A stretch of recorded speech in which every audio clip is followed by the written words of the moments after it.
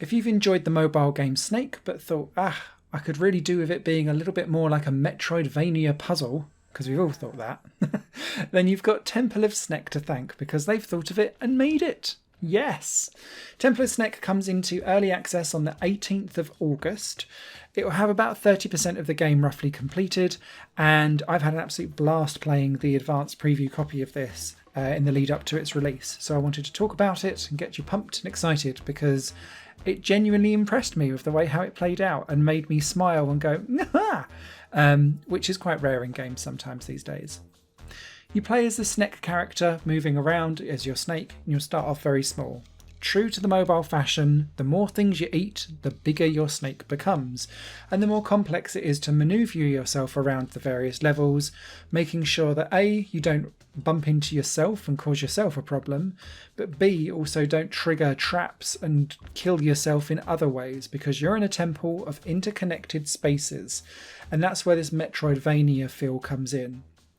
This temple is one ginormous world that you'll be navigating around, exploring different rooms, and they're all interconnected in a really intricate maze fashion.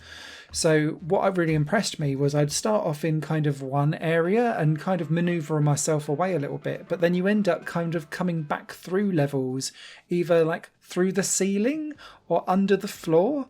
And then you're like, God, I remember when I was in this room earlier and my snake was only 4 or 5 big, and now I'm like 15, and it's an absolute pain to try and maneuver myself around and get out again. Really well thought out, and I absolutely love how the camera kind of pans in and changes. So sometimes you've got like Snake's eye view as he's going through like the ventilation shafts in the temple as you kind of go around, or if you've gone underground into the sewer bit, it'll kind of follow you around. It's strangely cinematic, but also quite cool and creepy, and a little bit like malevolent, as if you're playing the baddie, which I quite like. The way how your snake grows is by eating people. Yay! And there's various different kind of temple wanderers that you can attack and eat, basically. Some of them will have shields and you can't really deal with them at the time, so you need to make sure that you don't smash into them head on, because otherwise that kills you and you'll need to restart back from the beginning of the room that you've just entered. But the ones where they've got like spears, you need to make sure that you sneak up on them and make sure that as they wander around in their kind of daily routine, that you don't give them the benefit of being able to raise the sword or spear and then stab you or chop you up in half, because that then means that you're a bit buggered. It's game over for you. Similarly, you need to make sure that you maneuver yourself around various traps, normally triggered by switches or by holding down a variety of switches.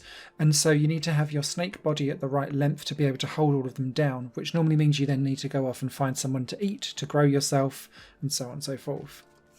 The other really cool mechanic around this is that quite a lot of the trigger switches also change up the path that you have in front of you.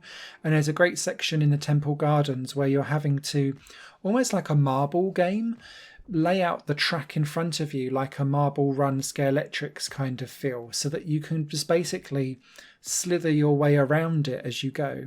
Because all the levels are grid-based, it's really easy to control Snek, because as soon as you move into a new grid of pavement, you can kind of move.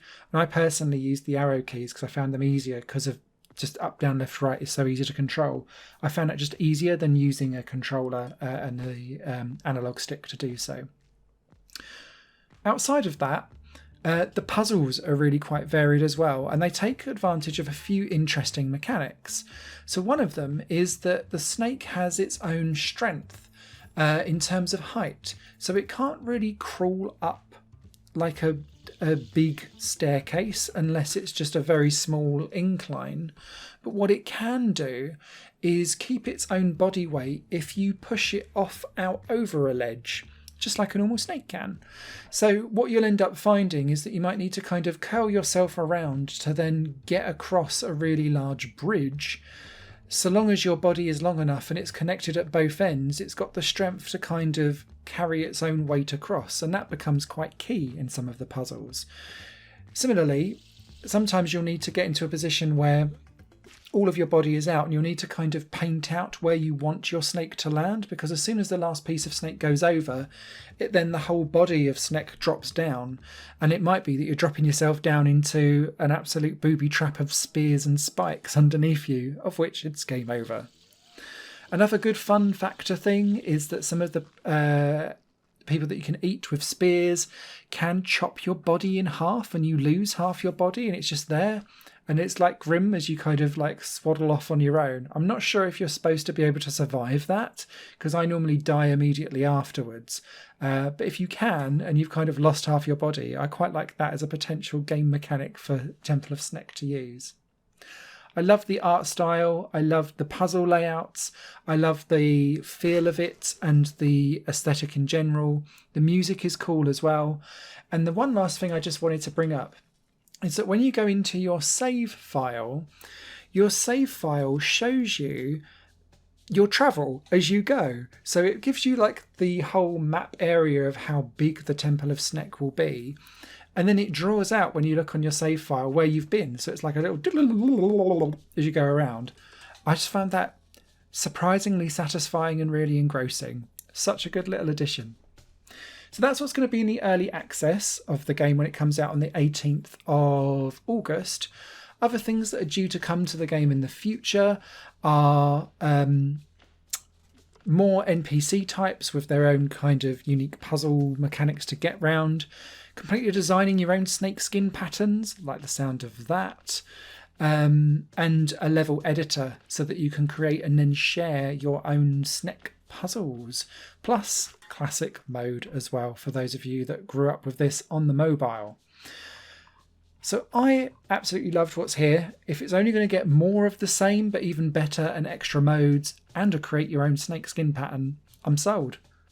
I'll likely do a follow-up video later on in the year post-release to confirm all of my expectations, hopefully, that it is a fantastic game to play. And a written review will be over on higherplayinggames.com later on this week. Till then, you guys take care, and if you've got any questions, leave them down in the comments below. Cheers all, bye! Higher Playing Games is part of the Higher Playing Network, a completely independent media outlet supported by people like you. The goal is to create the best possible content that cultivates a richer indie scene for games as well as music and entertainment. To find out more and to get involved, visit patreon.com/higherplaying-network. Your support makes all the difference, and in return you'll gain access to bonus content and downloads. Thank you for watching.